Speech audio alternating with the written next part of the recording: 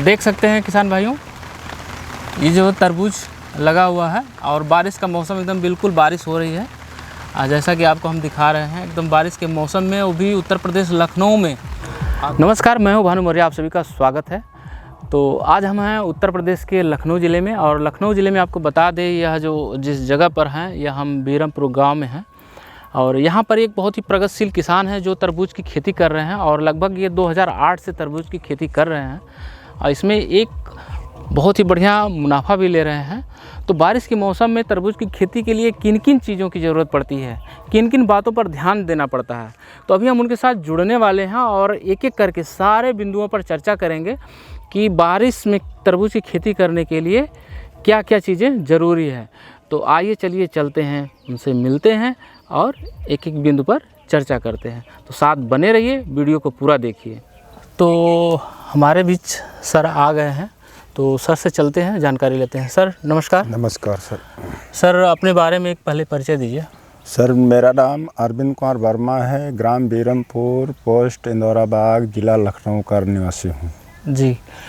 तो सर जो है, हम आज आपसे जो है तरबूज की खेती के बारे में चर्चा करने वाले हैं, जो आपने ये बारिश के मौसम में फसल लगाई हुई है जी। और देख रहे हैं काफ़ी लंबी, बहुत बड़े पैमाने पर आपने खेती की हुई है, काफ़ी बढ़िया फसल चल रही है। तो इसके बारे में हम पूरा डिटेल में आपके साथ चर्चा करेंगे। तो एक एक करके सारे बिंदुओं पर हम चर्चा करेंगे, और जो हमारा टॉपिक है वह एक एकड़ के हिसाब से सारी चीज़ों पर बात होगी, जो भी बात होगी। तो सर सबसे पहला मेरा प्रश्न यह है कि इसके लिए ज़मीन की रिक्वायरमेंट कैसी है, ज़मीन की कैसी होनी चाहिए? बरसात में तरबूज की खेती करने के लिए जल निकास की सुविधा बहुत ज़रूरी है जी। खेत ढाल नुमा होना चाहिए। अच्छा। और पानी का निकास बरसात वाला पूरा हो जाना चाहिए। अच्छा। ऐसे खेत का चुनाव करना चाहिए। और ढाल इन्होंने क्यों बताया सर, इसका भी रीज़न आप बता दीजिए। ढाल वाली खेती में खेती करने से पानी की निकासी हो जाती है, तो फल मरते नहीं हैं, पैदावार अच्छी होती है बरसात के दिनों में। सर का पिछली साल का जो प्लाट इन्होंने लगाया हुआ, खेती में क्यों अनुभव ज़रूरी है, ये चीज़ हम बता रहे हैं। सर ने पिछले साल पूरा लॉस किया है तरबूज की खेती में, जो इनका नीचे वाला प्लाट था पानी भर गया था, तो इसलिए जो है ढाल वाली ज़मीन होना बहुत ही ज़रूरी है। आप वीडियो में देख सकते हैं, जो ये पीछे जो आपको दिखाई दे रहा है इस टाइम, यह इनकी पिछले साल की फसल है। जो बालुअर तो थी मिट्टी, कोई दिक्कत नहीं, अगर 2-4 घंटे बारिश हो कोई दिक्कत नहीं, लेकिन अगर पूरा लगातार बारिश जैसे पिछले 2-3 साल से हो रही है, लगातार बारिश हो जा रहा है, खेत में पानी भर जा रहा है, निकलने का टाइम नहीं मिल रहा है, तो उस प्रकार के भी अगर खेत होगा तो तरबूज की खेती के लिए एकदम बिल्कुल ठीक नहीं है। तो सर ये ज़मीन की बात हो गई। अब जब हम खेत की तैयारी करते हैं जी, तो किन किन बातों का ध्यान रखते हैं? खेत की तैयारी करते समय सबसे पहले अगर जो उपलब्ध हो तो गोबर की खाद डाल लेना चाहिए। अच्छा।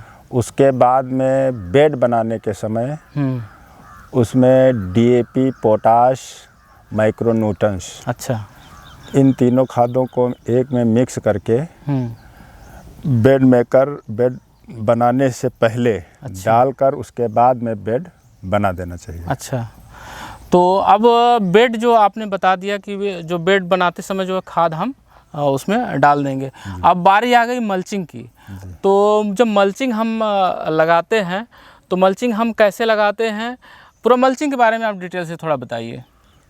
मल्चिंग जब बेड बन जाता है उसके ऊपर मल्चिंग लगाते हैं, तो रोल बिछा देते हैं। अच्छा। बिछा करके खिंचाव करके बस आखिरी में दबा देते हैं। अच्छा। उसके बाद में मल्चिंग ये दोनों साइड से बंद कर देते हैं। अच्छा। मल्चिंग लगाते समय ध्यान रखना चाहिए, सिल्वर वाली मल्चिंग ऊपर रखना चाहिए, ब्लैक वाली मल्चिंग नीचे रखना चाहिए। अच्छा। इससे टेम्परेचर में कुछ प्रभाव रहता है। अच्छा। तो जो बेड बनाते हैं, जो मल्चिंग लगाते हैं, तो यह कितनी दूरी पर लगाना चाहिए? जैसे जो 2 नालियों के बीच में जो दूरी होनी चाहिए वो कितनी होनी चाहिए? 2 नालियों के बीच में जो दूरी होती है वो 10 से 12 फीट रखते हैं। अच्छा, मतलब एक नाली जो आपने यहाँ पे जो दिखाई दे रही है पहली नाली जी, तो पहली नाली के दोनों किनारों पे मल्चिंग लगा देंगे जी। फिर इसके बाद जो दूसरी नाली बनाएंगे मल्चिंग लगाने के लिए, इसके बीच में 10 से 12 फीट की गैपिंग, 10 से 12 फीट होना चाहिए। ठीक है सर। तो अब बारी आती है इसमें होल करने की, जिसमें हम सीड सोइंग करेंगे। तो इसमें होल जो हम करेंगे बीज लगाने के लिए, वो कितनी दूरी पर होना चाहिए?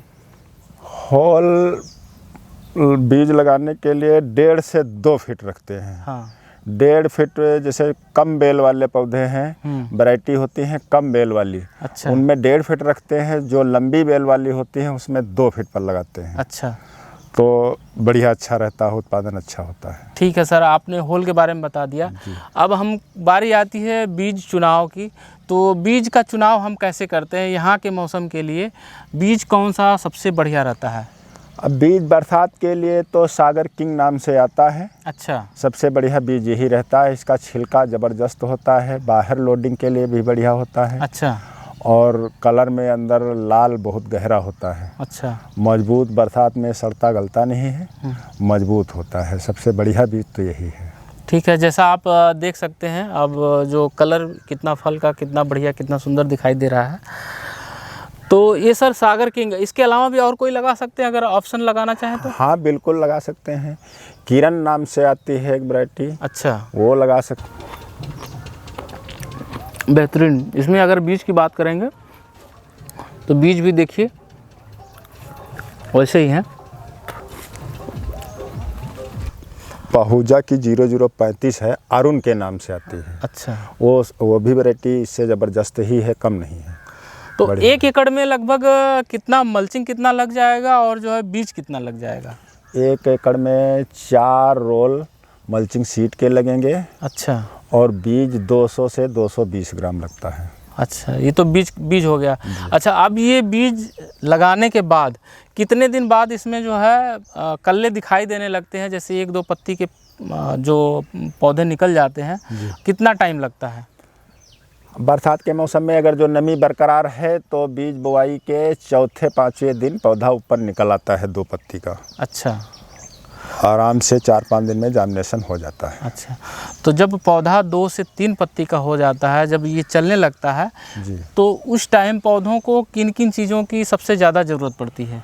उस टाइम छोटे पौधे पर सबसे पहले तो गुजिया आ जाती है, कीड़े मकोड़े आ जाते हैं, रस चूसने लगते हैं, पत्ती काट देते हैं। अच्छा। उनके लिए तो पहले कीटनाशक दवाई डाल देते हैं जी। उसके बाद में पौधा ग्रोथ के लिए 19-19 की डेंचिंग कर देते हैं। ह्यूमिक एसिड की डेंचिंग कर देते हैं। पौधा जब ग्रो कर जाता है कस के, अच्छा, उसके बाद में फिर पौधा अपने आप चलने लगता है, नीचे जड़ें चली जाती हैं, नीचे वाली जो बेसल डोज वाली खाद है वो उठाने लगती है। अच्छा, फिर पौधा बढ़िया अच्छा चलने लगता है। तो जो आपने ह्यूमिक एसिड और 19-19 बताया, इसको कैसे कितना लीटर पानी में डाल के बना के ड्रेंच करना चाहिए? ह्यूमिक एसिड आधा ग्राम पर लीटर पानी में जी, और 19-19 2 ग्राम पर लीटर पानी में। तो इन दोनों को एक साथ मिला? हाँ, एक साथ दोनों को घोल बना लेते हैं। अच्छा, एक ही में दोनों को मिला करके उसके बाद में 100-100 ml हर पौधे को पानी दे देते हैं। अच्छा, बढ़िया से पौधा चलने लगता है। तो इस दौरान क्या फंगस भी कुछ परेशान करता है कि केवल कीटनाशक? छोटे पर तो ज़्यादा फंगस नहीं परेशान करता है जी। थोड़ा पौधा जब बड़ा होता है तो फंगस लगता है। जब बरसात के दिन आते हैं, बरसात अगर जो ज़्यादा नहीं होती है तो फंगस कम लगते हैं। अच्छा। अगर जो बरसात का मौसम है, लगातार बारिश हो रही है तो फंगस अटैक करते हैं।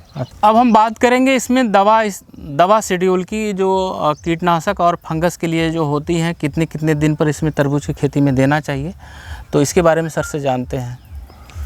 दवा जब पौधा 10 दिन 8 दिन का हो जाता है, 4-5 पत्ती का हो जाता है, तो उस पर हम पहले इमिडाक्लोरोपिड, साफ पाउडर फंगीसाइड के लिए डालते हैं। अच्छा। उसके बाद में जब फल आ जाता है, बारिश के दिन आ जाते हैं, ज़्यादा लग रहा है फंगस, तो फिर अच्छी दवाओं पर चले जाते हैं। जैसे कार्बियोटाप है, डाल देते हैं जी। और सेजेंटा कंपनी का रीडोमिल गोल्ड आता है, उसको डालते हैं।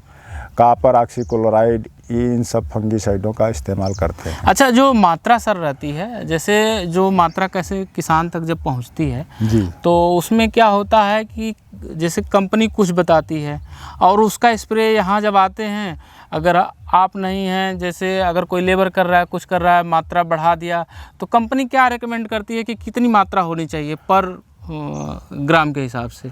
अब पर ग्राम के हिसाब से अगर जो कार्बियोटाप आप डाल रहे हैं तो 3 ग्राम पर लीटर पानी में कार्बियोटाप फंगीसाइड डालना चाहिए। अच्छा।